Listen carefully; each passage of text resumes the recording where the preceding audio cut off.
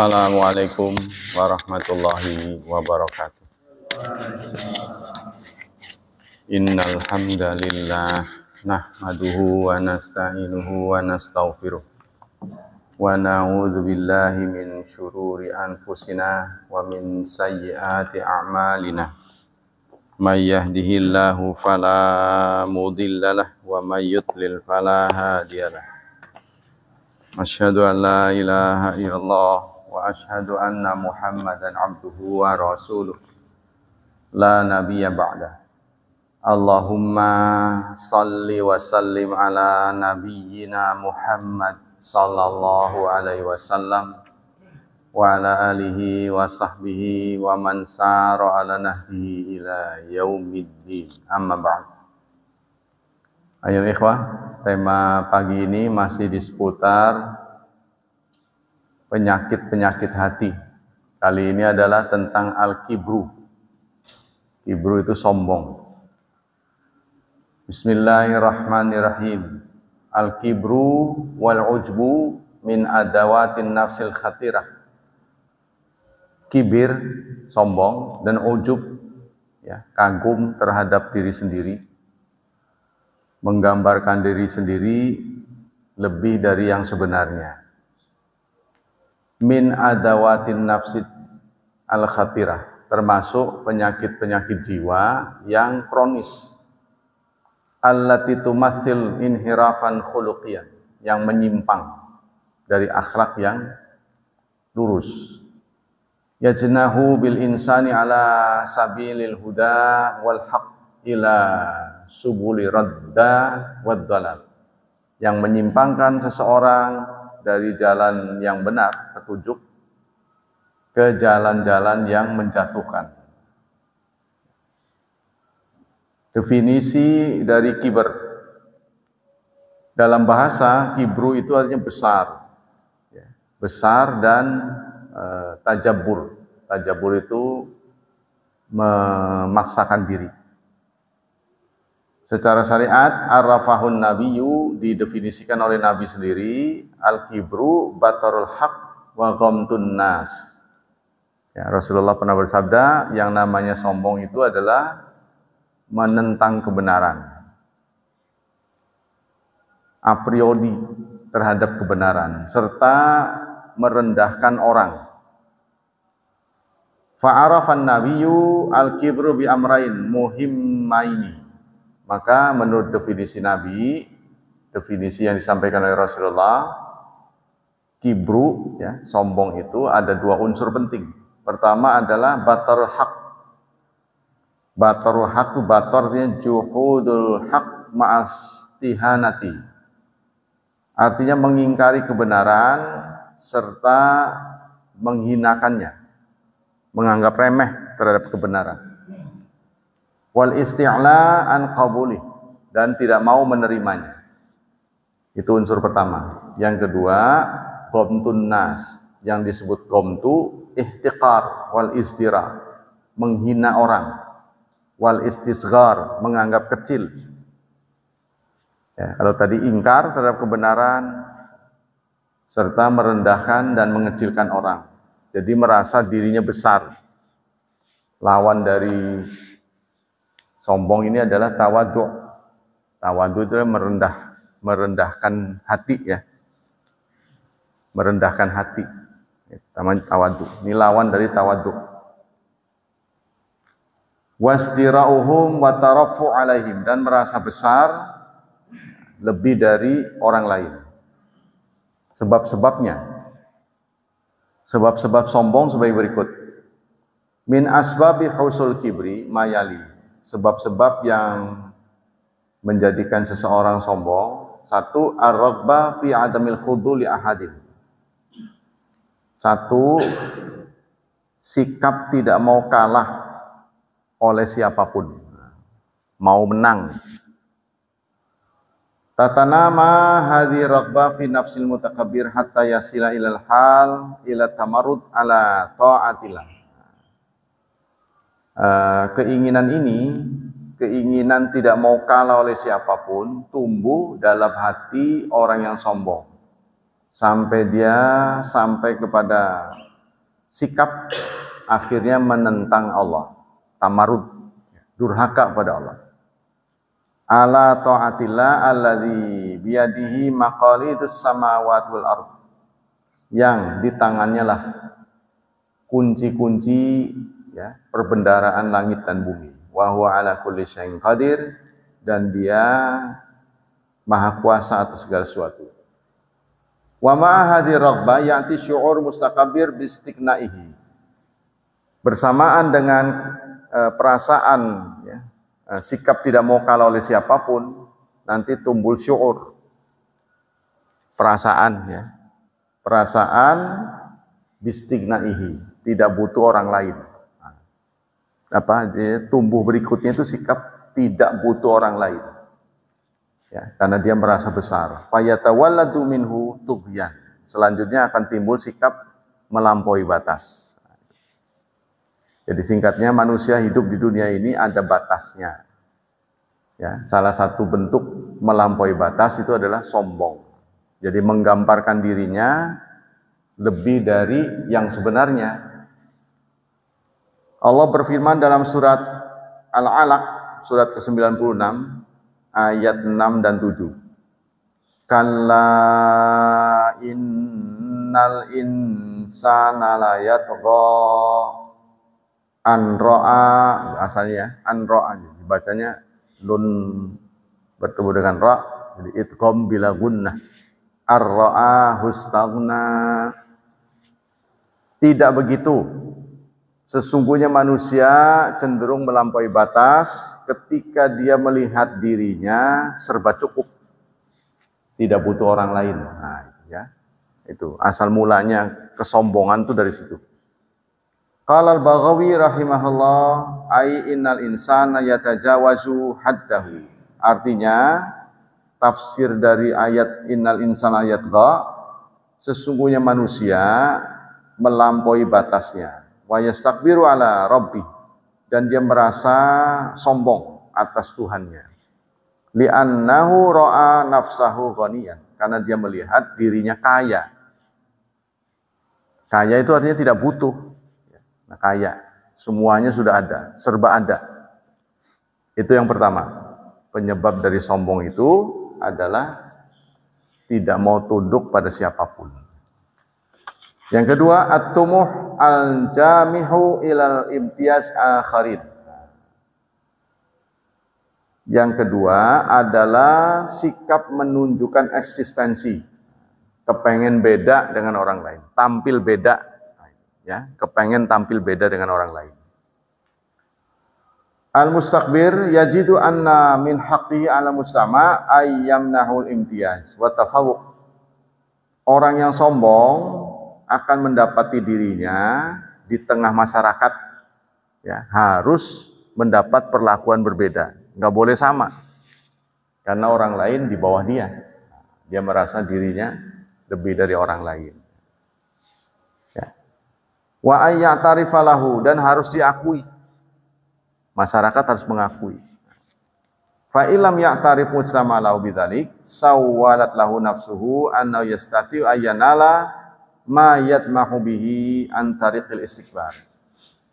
Kalau masyarakat sudah kenal, sudah mengakui dia, ya, berarti tujuannya sudah tercapai. Tapi kalau tidak, maka dia akan mendesakkan diri supaya masyarakat mengenal dia, ya. Sehingga kalau dia tampil selalu ingin beda dengan orang lain. Nah, itu salah satu penyebab sombong, ya. Jadi yang kedua, yang pertama itu adalah adanya sikap tidak mau tunduk pada siapapun. Yang kedua, ingin tampil beda. Yang ketiga, ikhtilaful qayyim ma'ayiril wa ma'ayit tafadul indan nas. Rusaknya timbangan kebenaran. Jadi yang disebut orang baik di tengah masyarakat itu standarnya sudah berubah. Ya, yang disebut orang bagus, orang baik, orang yang kaya, orang yang kuasa. Jadi tidak melihat kepada standar kebenaran. Famin asbabil kibri al-ba'itsati ala ikhtilalu ma'ayirit tafadul indan nas. Salah satu sebab yang membangkitkan seorang bersikap sombong karena masyarakat menilai ya kelebihan seseorang itu pada timbangan-timbangan yang tidak sesuai, yaitu yang kaya, yang kuasa, itu masyarakat pada umumnya. Fatarahum yuqaddimunal ghaniya, maka dia melihat ya, maka Anda akan lihat suatu masyarakat itu mendahulukan kekayaan sahibal jahi sebagai orang yang terhormat, yang kaya, yang dihormati.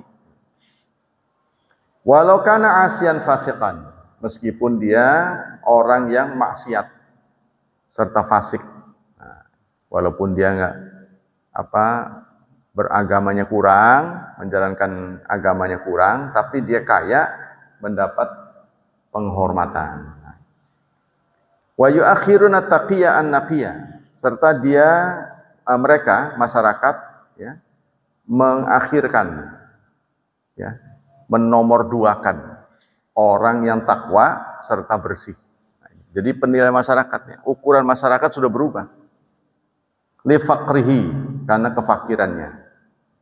Wa adami wijahatihi, serta orangnya tidak terkenal. Kan jadi apa itu yang jadi rebutan orang itu kan kekuasaan, kekayaan, popularitas ya. Tidak populer orang ini. Ya, karena umumnya antara kebodohan ya dengan kemiskinan itu selalu berputar. Orang bodoh karena miskin, orang miskin jadi bodoh. Gimana orang miskin jadi bodoh? Karena dia miskin, dia nggak punya daya baca. Pergaulannya terbatas, bacaannya terbatas. Mau beli buku nggak kebeli. Ya, karena semuanya harus dibeli.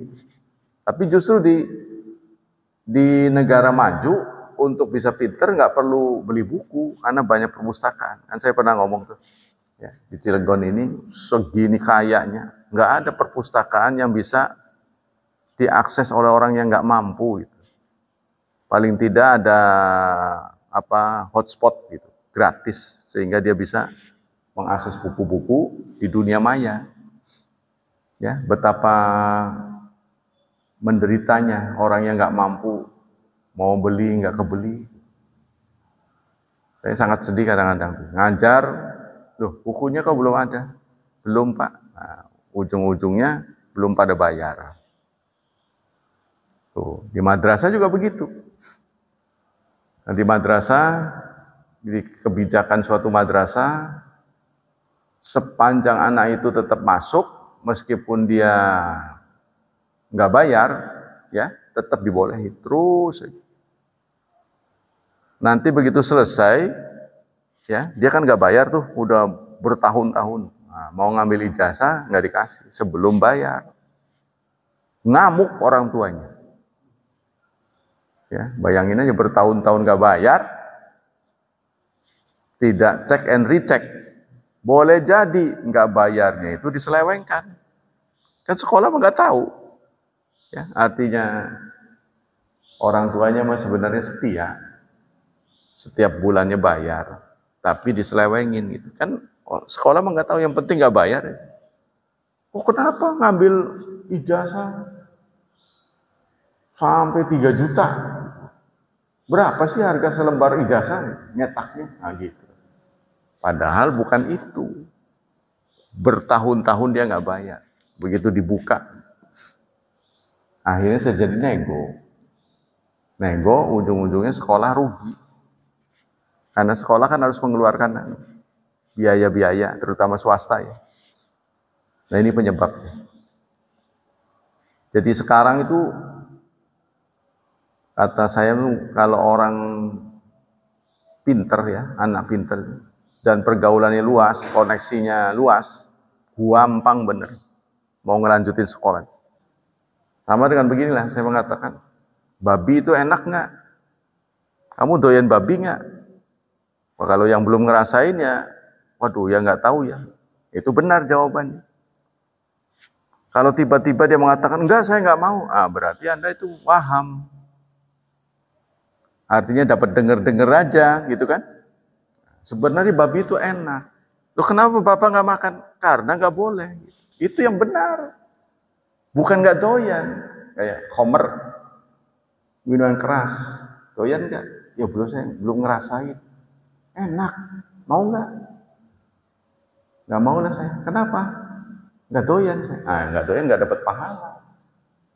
Sebenarnya doyan, cuma nggak boleh. Itu yang mendapat pahala mah. Jadi salah satu syarat pahala itu merdeka.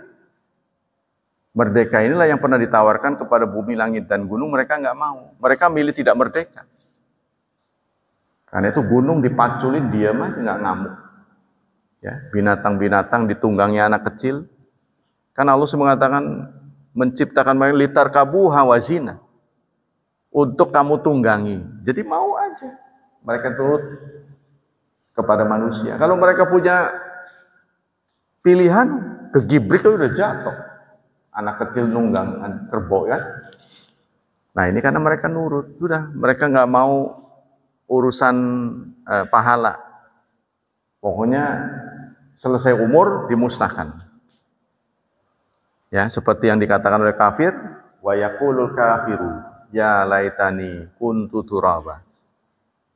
Ya Tuhan, perkenankanlah kalau bisa kami dimusnahkan saja seperti tanah. Kalau tahu begini, ketika disidang dosa-dosanya dikeluarkan, waduh, kalau tahu begini mah udahlah, nggak usah, nggak dapat surga juga nggak apa-apa, udah selesai sampai di situ.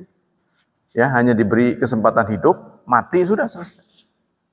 Tapi persoalannya Bapak kita sudah menerima wa hamalahal insan. Manusia bersedia menerima amanat.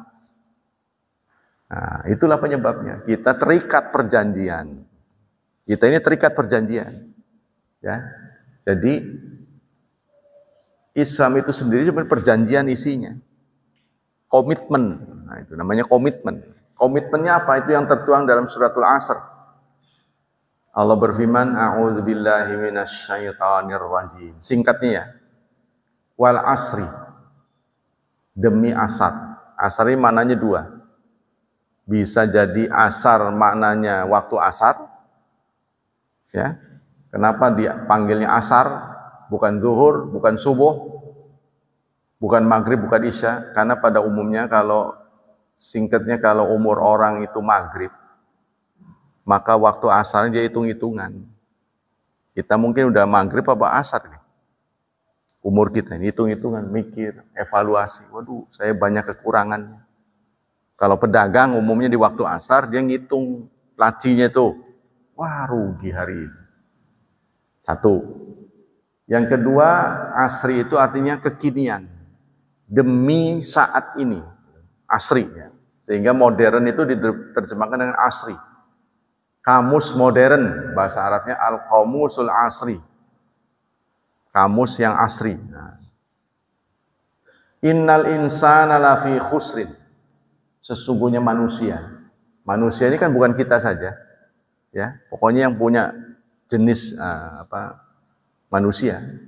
Lafi khusrin, ada dalam kerugian. Lalu Allah cabut kerugian itu tidak akan menimpa illal ladzina amanu, kecuali orang yang beriman. Beriman itu bukan tahu, ya, bukan percaya. Iman itu bukan percaya. Percaya saudara bahwa di salah satu tempat di dunia ini ada yang begini begitu, atau di Jakarta itu ada sebuah tugu di atasnya ada emas dengan berat ratusan kilo. Percaya? Saya percaya. Nah, kata percaya itu bukan iman yang dimaksud. Iman tidak bisa diakses.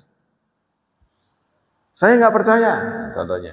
Kalau ibarat Monas, tahu, di atas Monas itu ada emas ratusan kilo. Nah, kita bisa buktikan. Nah, kalau iman yang dimaksud dalam ajaran Islam ini tidak bisa dibuktikan karena tidak bisa diakses oleh indera. Contohnya pahala. Bagaimana kita mendeteksi? Nggak bisa. Nah, iman itu tidak bisa diriset, tidak bisa berdasarkan empiri, tidak bisa berdasarkan eksperimen. Nah, inilah yang disebut dalam kategori gaib. Ya. Alimul ghaibi surat 72 ayat 26, la yuzhiru ala ghaibihi ahadan illa man irtada mir rasulin. Allah tidak akan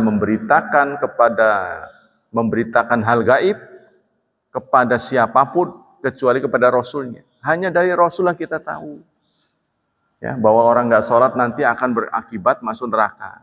Dari Rasul. Ma salakakum fis saqar?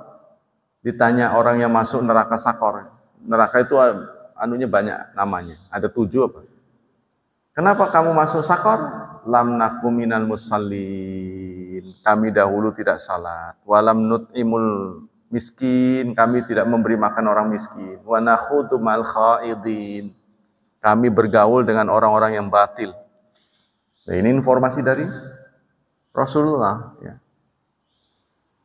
Nah, kita lanjutkan. Itu sebab yang ketiga, ya. Sebab yang pertama tadi itu ya, tidak mau kalah oleh siapapun, rasa tidak mau kalah, nggak mau ngalah, ya. Nggak mau ngalah ya, maunya menang terus. Yang kedua, kepengen tampil beda, tadi kan? Nah, yang ketiga, rusaknya standar kebenaran di masyarakat. Yang keempat, muqarantul insan ni'matau biniman akharin wa nisyatul mun'im. Dia mengukur dirinya dengan orang lain. Rata-rata orang sini miskin, saya yang paling kaya. Nah itu, yang ngukur dengan orang lain. Karena kaya dan miskin kan nisbi ya. Orang kaya Pangurawi, kalau dicomot gitu, ditaruh di tempat orang kaya lain, mungkin jadi miskin dia. Gitu ya. Jadi makanya kaya miskin standarnya selalu nisbi. Tergantung orang di sekitarnya. Kalau orang sekitarnya penghasilannya setahun 1 M, dia 100 juta aja nggak nyampe, cuma 10 juta, miskin lah dia. Itu kan contohnya. Kalau orang Pangurawi itu yang dapat pendapatnya 1 M, dikumpulin dengan orang yang berapa triliun penghasilannya, enggak, miskin. Gitu maksudnya. Makanya kaya miskin ini tidak ada standar dalam Quran. Fakir miskin itu standarnya gimana? Nah, maka ulama mengatakan kalau miskin ya adalah orang yang berpenghasilan di atas 50% kebutuhan hidupnya. Dan belum mencapai 100%. Lah 100%-nya berapa? Ya paling tidak buat hidup lah, ongkos hidup. Katakanlah 100% itu 5 juta. Katakanlah begitu ya. Nah, berarti dia sudah mencapai 2,5 juta, tapi belum mencapai 5 juta. Itu miskin. Fakir lebih parah, di bawah 50%. Nah, timbang-timbang aja sendiri. Ya. Nah, itu yang disebut miskin. Maka kita harus punya pendapatan rata-rata ini orang Pangurawi berapa. Nah, kalau di bawah, ya, dan di atas 50% berarti dia miskin. Kalau di bawah 50% fakir. Fakir itu diambil kata punggung, tulang punggung. Tulang punggung sampai bongkok gara-gara cari nafkah. Itu fakir. Kalau miskin itu diam, nganggur. Dari kata sakan, sukun. Jadi dia nggak ada kerjaan, kerjaannya tidak tetap sih katanya. Kadang dapat, kadang enggak. Itu ciri-ciri miskin. Berarti kita ini miskin semua. Paripurna. Tapi tabungannya banyak. Ya kan? Udah ngumpulin dari muda sampai tulang punggungnya reot. Masa sih nggak ada? Ya, istilahnya propertinya di mana-mana, tabungannya bejibun, sawahnya, ladangnya nggak kelihatan.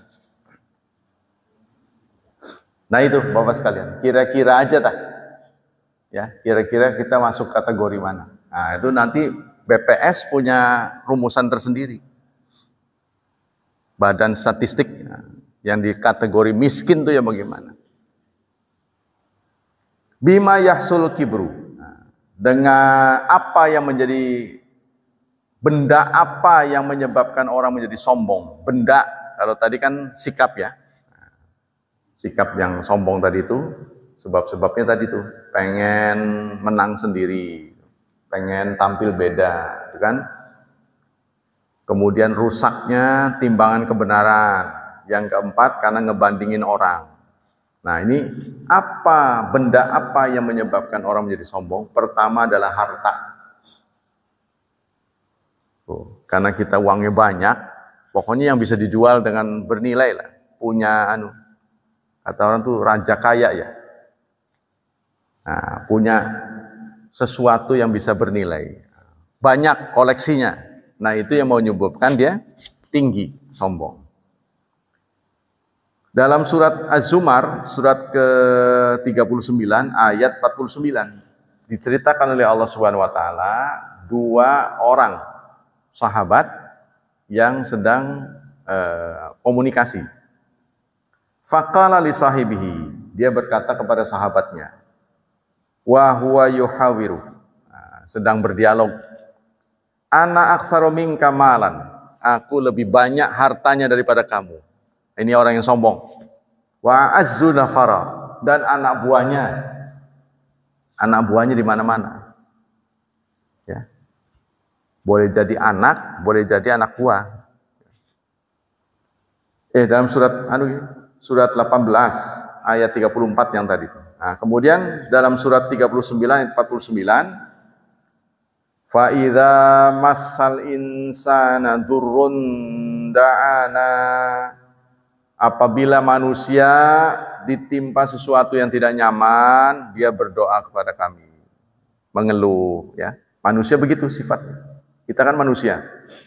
Tsumma idza khawwalnahu, kemudian jika kami rubah, kami alihkan nikmatan yang tadi tidak nyaman menjadi nyaman, minna dari kami, qala, dia akan berkata, innama utituhu ala ilm, sesungguhnya aku mendapat semua ini karena pengetahuanku, karena kepinteranku.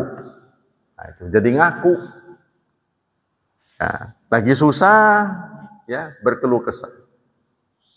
Udah senang ngaku dia yang bisa. Nggak diaku anak buahnya. Padahal pemimpin kan cuma tunjuk-tunjuk doang. Yang ngerjain anak buahnya. Ini saya semua. Bukan dia kok, operator bekonya ada. Tukang paculnya ada. Harusnya mengatakannya kami. Alhamdulillah, kami sudah berhasil. Berarti kan melibatkan banyak orang. Ya, kalau dia egois, nah ini semua saya. Nah itu terjadi kesombongan. Bal hiya fitnah. Nah, akan tetapi semua itu adalah ujian, fitnah ya. Walakinna aktsarahum, tetapi aktsarahum kebanyakan mereka la ya'lamun, tidak berilmu. Jadi kalau dikaji secara ilmiah, keberhasilan seseorang itu disebabkan anak buahnya. Kan? Saya sebagai guru, ya karena saudara setidaknya ilmunya di bawah saya. Atau setidaknya saudara datang karena sesuatu yang saudara tahu sendirilah apa sebabnya. Setia datang ke sini. Ya, kalau saudara nggak datang di sini, ya saya ngomong sama tembok. Apa begitu? Jadi ada guru karena ada murid. Kalau muridnya nggak ada, ya sudah dipecat. Maka ada sekolah yang ngancem. Ayo guru-guru, ayo promosikan. Kalau nanti muridnya kurang, ya terpaksa nggak dapat jadwal. Nah ini jadinya menggebu-gebu cari. Ya, dokter bisa laris karena ada pasiennya. Nggak tahu nih dokter jahat apa berjasa ini. Ya Allah, semoga banyak yang sakit. Tuh. Kalau dokter yang nggak benar begitu ya. Semoga banyak yang sakit. Aduh, kalau nggak ada yang sakit ini jadi nggak ada yang datang saya. Apalagi sekarang banyak dokter swasta. Kalau dokter pemerintah mah angguran pada sehat. Kalau sehatnya nggak ada pasien saya tetap dibayar, kan begitu kan? Makanya dalam undang-undang kita yang menyangkut urusan orang banyak harus dikuasai pemerintah, gitu. Sebab kalau diserahkan pada swasta, belok nantinya. Kalau pemerintah kan tetap mau ada, mau nggak ada, dia tetap. Sekolah tetap ada. Kalau nggak ada yang mau daftar, alhamdulillah. Bagi pemerintah itu kan, ongkosnya nggak banyak. Tapi dia tetap harus mengadakan. Kalau diserahkan pada swasta, nanti berbelok. Karena kecenderungannya kan ingin memenuhi keinginannya, ingin nafsunya. Nah, itulah satu, harta yang menyebabkan sombongnya. Yang kedua, ilmu. Jadi harta yang menyebabkan orang kaya. Jadi karena kaya, dia sombong karena kaya. Yang kedua karena ilmu. Wa ma asra al-kibra ila ba'dil muta'allimin fala yalbas ayastashira fi nafsi kamal ilmi fayasta'zim nafsahu wa yahtaqir akharin wa yastajlihahum. Sombong yang berikutnya itu disebabkan oleh ilmu pengetahuan, karena pinter dia. Ya, jadi kepinter, merasa dirinya tahu jadi sok tahu. Maka kita harus menjadi orang yang suasananya belajar. Salah satu cara belajar yang cepat adalah ngajar. Cara belajar yang cepat tuh ngajar. Saya udah sadar lama itu. Sehingga ketika saya lagi belajar buku tertentu atau ilmu tertentu, saya ajarin pada adik-adik saya, adik santri yang masih baru masuk gitu. Wah, itu saya ajar. Jadi saya ingatnya lebih banyak daripada mereka. Itu rahasianya. Nah, semakin kita ramah menyampaikan ini, semakin orang bisa terima. Jadi itulah penyebab yang kedua, ilmu pengetahuan. Ya, karena kepintaran. Yang ketiga, karena amalnya. Merasa amalnya banyak. Ya, banyak nolong orang. Banyak jasa. Nah, sehingga ngungkit-ngungkit. Kenapa orang sombong? Karena banyak berjasa. Fa ba'dun nas yatakabbar bi ibadatihi. Sebagian orang sombong karena ibadah. Ya, jadi suka begini ngomongnya. Kamu itu kok males amat sih sholatnya? Baru sholat wajib, sholat malam nggak suka. Gitu. Nah, itu secara tidak sadar dia ingin memberitahu, saya sholat malam. Kamu segitu aja males gitu. Itu. Ya, secara tidak sadar. Karena setan itu sangat pandai menggelincirkan manusia. Kadang-kadang malah posting malam hari. Ayo pada bangun, yo tahajud. Nggak sadar itu bahwa dia memberitahu saya lagi tahajud. Ya. Makanya ada salah satu tokoh dari organisasi terkemuka, itu orang nasihatin orang kan udah pada dewasa, udah pada tahu. Nasihatin sebenarnya terselip keinginan untuk memberitahu bahwa saya nih udah bangun nih. Kecuali penting ya, beda ya. Jadi kalau dengan keluarga beda. Kecuali ada nego saling membangunkan. Boleh itu. An Abi Hurairah radhiyallahu anhu. Dari Abi Hurairah Rasulullah bersabda, "Idza qala rajul halakan nas fa huwa ahlakuhum." Apabila seorang laki-laki, seseorang mengatakan orang-orang pada rusak, ya, halakan nasu, orang-orang manusia dia masyarakat hancur, masyarakat binasa. Nah, karena dia merasa dia tidak binasa, berjasa, gitu ya, itu tidak boleh. Jadi penyebab orang sombong pertama kaya. Yang kedua adalah pintar, berilmu. Ya, yang ketiga jasa, karyanya, karena dia berjasa. Kalau bukan saya, mana bisa begitu? Nah, dia jadi sombong. Yang keempat apa? Nasab. Nasab itu keturunan. Berdarah biru, katanya. Orang-orang merah dia biru darahnya. Kayak kayak apa itu yang kayak kepiting. Kayak kepiting tuh katanya itu binatang purba. Kayak kepiting dia bulat. Itu darahnya biru.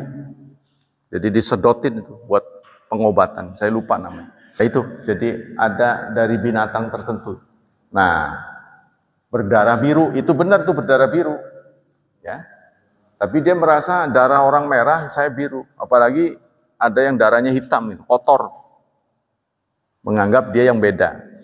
Kalau bermata biru iya ya. Bermata biru ada kan? Kalau kita mata coklat karena orang-orang Asia. Ada yang bermata biru. Ba'du man lahu nasab syarif yahtakir man dunahu fin nasab. Waqat yatakabbaru wa ya'nafu man min makhalatin nas. Merasa dirinya berdarah biru, ya, maka dia menghinakan orang lain, mengecilkan keterlibatan orang lain. Waqat yajri hadzal kibr wa tafakhur ala lisani. Kadang-kadang tercetus. Padahal kalau mau dipikir-pikir Bapak sekalian, kita semua ini anak nabi kan?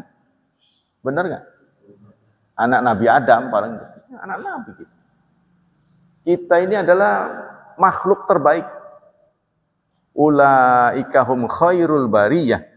Orang yang beriman dan beramal saleh, ulaika hum khairul bariyah, sebaik-baik makhluk. Kita sebetulnya.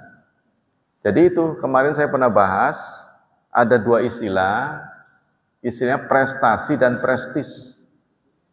Prestis sesuatu yang kita terima sejak lahir.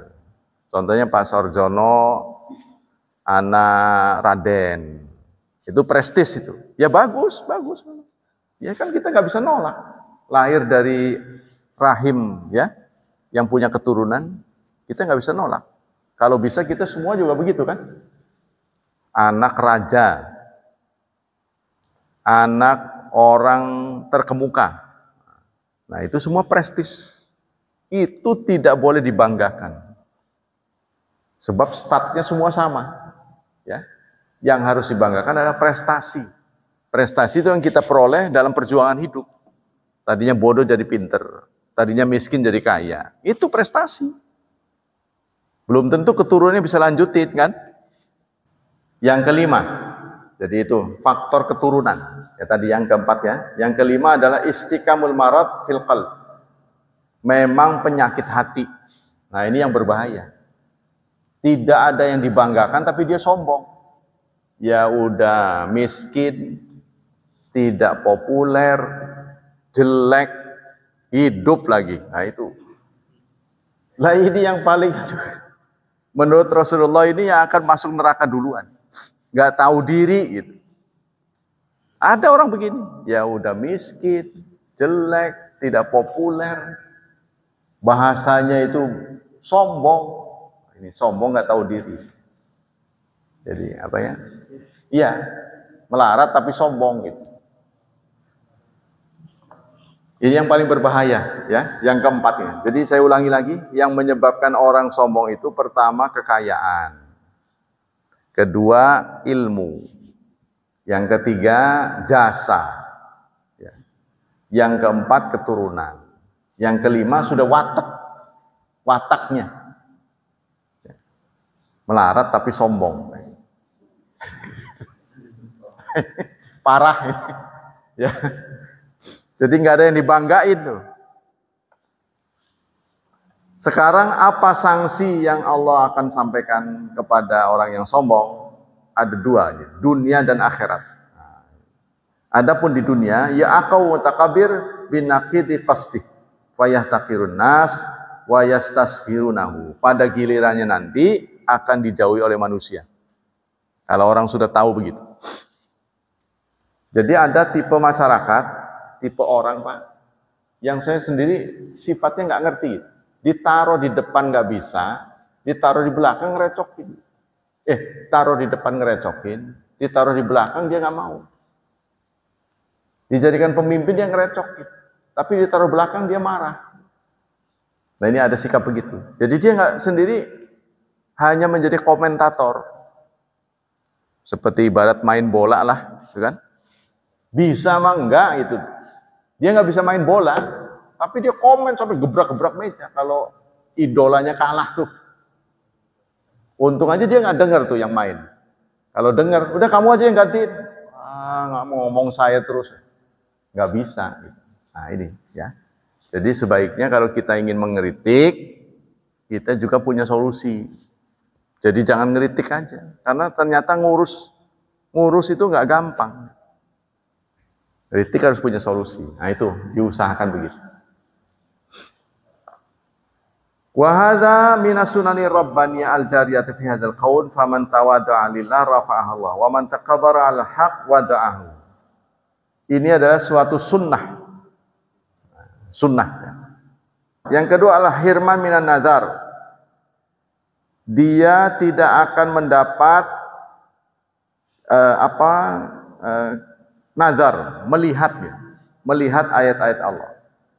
Jadi oleh Allah tidak diberi kemungkinan untuk mempelajari ayat Allah. Walaupun Quran sudah turun, sudah ada di mushaf, tapi bawaannya malas gitu. Untuk belajar Quran ini malas, ya. Sebab Quran ini ada spirit kita. Dari situlah kita tahu bagaimana jadi orang benar. Allah menyampaikan hal ini dalam surat 7 ayat 146. Jadi kepada orang yang sombong, Allah tidak beri hak untuk mempelajari kitab suci. Walaupun dia ngelihat begitu terus tapi nggak paham. Nah ini dalam surat 7 ayat 146. Sa'asrifu an ayati alladzina yatakabbaruna fil ardi bighairi haqq. Aku akan palingkan. Ini artinya sebentar waktunya. Kalau saufa panjang. Saufa ta'lamun itu kelak, ya, waktunya panjang. Tapi kalau ini waktunya pendek. Aku akan palingkan dari ayatku terhadap orang-orang yang takabur di bumi tanpa kebenaran. Wa iyyaraw kull ayatin la yu'minu biha. Meskipun mereka melihat semua ayat, mereka tidak akan beriman. Walaupun dia membaca Al-Qur'an 30 juz, hadis ya, berhari-hari dia pelajari, maka dia tidak akan memanfaatkan, tidak akan juga beriman. Wa iyyara sabila rusdi, jika mereka melihat jalan yang benar, la yattakhidhuhu sabila, maka tidak akan mengambil sebagai jalan. Wa iyyara sabilal ghayyi yattakhidhu sabila. Tetapi jika melihat jalan yang menceng, ya, mereka akan menjadikan jalannya, akan dituruti. Kalau giliran yang benar nggak mau, yang nggak benar mau. Dzalika bi annahum kadzdzabu bi ayatina. Yang demikian itu karena mereka mendustakan ayat-ayat kami. Wa kanu anha ghafilin, dan mereka ghafil, lalai terhadap kami. Jadi menurut ajaran Islam, Bapak sekalian, kehadiran kita di sini ya mudah, langkahnya mudah. Ini karena Allah katanya. Benar tak? Kita bisa gampang di sini. Kalau enggak, saudara kakinya akan bubrok, angel. Kakinya suka ditekuk. Ini tidak beriman pada kaki kita. Ada alasannya salah urat, wah udah nggak ada. Pokoknya kayak kebakaran, kayak duduk di atas kompor. Nah, kita diringankan, bisa sehat, ya, hadir di sini. Ini karena Allah. Berapa banyak orang yang ingin diam di masjid, dia nggak mampu, tidak dimampukan oleh Allah. Katanya begitu. Nah, makanya kita harus bersyukur, ya. Bisa saja Allah tidak menjadikan kita begini, menjadi orang liar, menjadi orang tersesat. Allah mampu. Tapi Allah berkehendak memilih kita. Jadi kita ini orang pilihan, kita harus bersyukur. Jangan dipakai buat kesombongan. Dihitung-hitung jasanya. Wah, banyak, saya sering ke masjid. Sampai ludes. Sendalnya ludes. Nah itu, yang kedua. Yang ketiga, al-kibru sababul li zawali ni'am wa hululin niqam. Sombong itu akan memantik, ya, hilangnya nikmat. Nah, hilangnya nikmat ya, akan memantik. An Salma bin Aqwa anna rajulan akala inda Rasulillah bishimali. Satu saat ada seseorang ya, biasanya ini kalau dalam hadis kalau perbuatan tercela disebut seseorang saja, nggak disebut namanya. Padahal sahabat tahu. Seseorang makan di depan Rasulullah dengan menggunakan tangan kiri. Ya. Lalu Rasulullah menegur, "Kul bi yaminik." Tolong makan pakai tangan kanan, jangan tangan kiri. Jadi kita terbiasa tangan kanan nih Bapak sekalian. Ini karena kehadiran Islam. Ya. Kita ini biasa kunci tangan kanan, buka pintu tangan kanan, makan tangan kanan. Ini adalah budaya yang diawali oleh Islam. Jadi sebelum Islam nggak begitu. Makanya ada yang menentang pakai kidal, ya, pakai kiri. Kalau kidal sih memang bawaan lahir ya. Nah, satu saat dia yang pakai tangan kanan itu menjawab, tidak bisa. Nggak bisa saya. Kata dia itu, yang di depan Rasulullah. Oh gitu. Ya mudah-mudahan Allah tidak memampukanmu. Nah karena ini di depan Rasulullah, ya, maka apa yang terjadi? Lumpuh. Begitu dia mau menggunakan tangan kanan, betul-betul lumpuh. Karena itu di depan Rasulullah, bohong istilahnya. Lastata'ta ma manahul ilal kibr. Lalu Rasulullah setelah melihat kenyataan dia lumpuh, apa yang kamu lakukan itu karena kesombonganmu. Kata Rasulullah. Ya. Jadi kesombongan itu bikin sial, singkat, bisa membawa sial. Fama rafa'aha ila fihi. Dia tidak bisa mengangkat tangan kanannya untuk makan. Setelah dijajal, ya, karena itu kebohongan dia. Yang keempat, al-kibru min asbabil khasaf. Sombong itu akan menyebabkan dia tenggelam. Tenggelam ini, artinya surup. Ya. Dari Abi Hurairah, qala Nabi sallallahu alaihi wasallam, Nabi bersabda, bainama rajulun yatabah taru yamshi fi burdaihi. Ada seseorang, kembali disebut seseorang, nggak disebut namanya karena jelek ya perilakunya. Seseorang jalan dengan sombongnya mengenakan pakaiannya, burdai. Baju yang kebesaran raja ya. Qad a'jabatu nafsu. Terlihat sekali dia sangat mengagumi dirinya. Fa khasafallahu bihil ard. Lalu Allah membenamkan dia ke dalam bumi. Jadi dia nyemplung ya, masuk ke dalam got apa gimana, nggak bisa naik lagi. Itu di depan Rasulullah. Fa huwa yatajaljal biha ila yaumil qiyamah. Kesedot bumi ya. Ini di zaman Rasulullah. Uqubatu fil akhirah, itu sanksi di dunia, di akhirat. Al-mutakabbir yalqallahu ta'ala wa huwa alaihi qadban. Di akhirat, ini sanksi akhirat. Pertama, ketika berjumpa dengan Allah, nanti Allah akan tampil dalam keadaan marah. Karena yang boleh sombong cuma Allah saja. Dari Ibnu Umar, sami'tu Rasulullah yaqul, aku mendengar Rasulullah bersabda, man ta'azzama fi nafsi aw ikhtala fi misyati laqiyallahu wa huwa alaihi qadban. Barang siapa yang menyombongkan dirinya atau ikhtiar dalam jalannya, ya, ikhtiar itu bawaannya sombong karena pakaian, maka dia akan menjumpai Allah dalam keadaan marah. Kalau didefinisikan oleh para syekh, ikhtiar ini bajunya atau celananya sampai melewati mata kaki.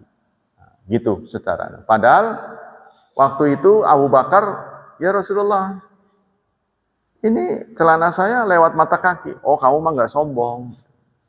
Saya tahu. Nah, jadi intinya adalah sombong atau tidak sombong. Kalau menurut saya sih, celana melewati mata kaki itu akan menyebabkan kecelakaan sih sebenarnya. Ya, ini anjuran dari Islam itu akan membawa kecelakaan, terutama kalau naik ke tangga, eskalator, bisa kejepit tuh, nyangkut gitu. Itu aja. Ya.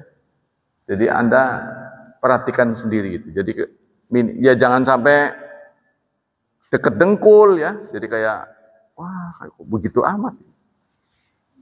Itu kan. Jadi paling tidak di atas mata kaki batasannya supaya enggak keserimpet lah kata orang sini. Begitu juga pakai sarung ya. Pakai sarung juga keserimpet nanti keinjek jatuh dia atau melorot. Yang kedua, abghadun nas wa ab'adu majlisan min Rasulillah yaumil qiyamah al-mutakabbirun. Kelak di hari kiamat ya, dia akan berjauhan dengan Rasulullah karena Rasulullah akan menghindar duduk dengan orang yang sombong di hari kiamat nanti. Hadis diriwayatkan oleh Tirmidzi. Yang ketiga, yuhsyarul mutakabbirun yaumil qiyamah fi ghayatiz zulli wal mahana. Akan dikumpulkan orang-orang yang sombong di hari kiamat dalam keadaan hina. Akan dikucilkan gitu. Orang-orang tahu nanti. Dari Amr bin Syu'aib, dari bapaknya, dari kakeknya, dari Nabi. Yuhsyarul mutakabbirun yaumil qiyamah amsalul dzar fi suwari rijal. Nanti akan tampil orang yang sombong itu ya dalam bentuk laki-laki. Yaghsyahumuz zuluf fi kulli makan. Namun dia diselubungi oleh kesombongan, kehinaan.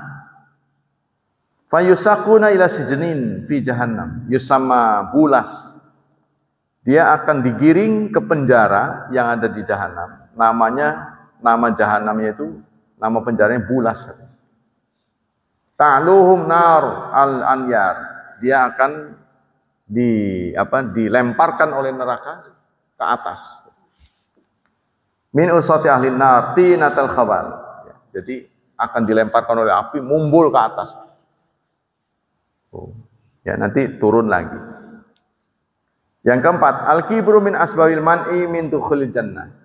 Sombong akan menyebabkan orang terhalang masuk surga. Dari Abdullah bin Mas'ud dari Nabi, la yadkhulun jannah man kana fi qalbi mithqala dzarrah min kibrin. Tidak masuk surga orang yang ada di dalam hatinya seberat zarah dari kesombongan. Seorang sahabat bertanya, "Inna rajul yuhibbu ayyakuna thawbu hasanan wa na'lu hasanatan." Qala innallaha jamil yuhibbul jamal. Ya Allah, ya Rasulullah, ada orang yang senangnya necis, perlentek. Apa itu masuk kategori sombong? Kan? Nah, Rasulullah menjawab, sesungguhnya Allah indah, menginginkan keindahan. Ya, contohnya bajunya licin, nggak lecek, kan? Rapi, kan? Pecinya juga nggak miring. Rapi lah, ya. Kadang-kadang karena dia mau menghadap Allah sampai ngaca dulu, dikasih wangi-wangi. Nah, sikap seperti itu apa sombong? Ya yang penting hati sih sombong itu. Yang penting hati. Kalau dia menyukai kebersihan, kalau dia menyukai kerapian, itu terpuji malah. Asal sikapnya sama ya. Jangan menghadap orang begitu, menghadap Allah lecek gitu. Wah, kenapa pakai wangi-wangi? Wali kota mau datang. Lah itu berarti bukan kepada Allah, ya kan? Tapi kalau kita sekedar bajunya rapi, ya memang kita menghargai orang, dalam rangka menghargai orang. Ya. Nah itulah, hadirin hafizani wa hafizakumullah. Nanti pertemuan berikutnya adalah menyampaikan tentang tips ya untuk way out, ya, solusi untuk menghindari kesombongan. Sampai di sini pelajaran kita. Semoga Allah kita harapkan mencatat pahala yang berlipat ganda untuk taklim kita. Semoga Allah berkenan melindungi kita dan menyelamatkan kita dari wabah dan fitnah. Khususnya kita juga mohon perkenan Allah untuk mencerahkan masa depan putra-putri kita, anak cucu kita, membimbing mereka ke arah jalan yang benar, siratal mustaqim, serta dimudahkan, diberkahi hidupnya. Subhanakallah wa bihamdik asyhadu an la ilaha illa anta astaghfiruka wa atubu ilaik. Wassalamualaikum warahmatullahi wabarakatuh.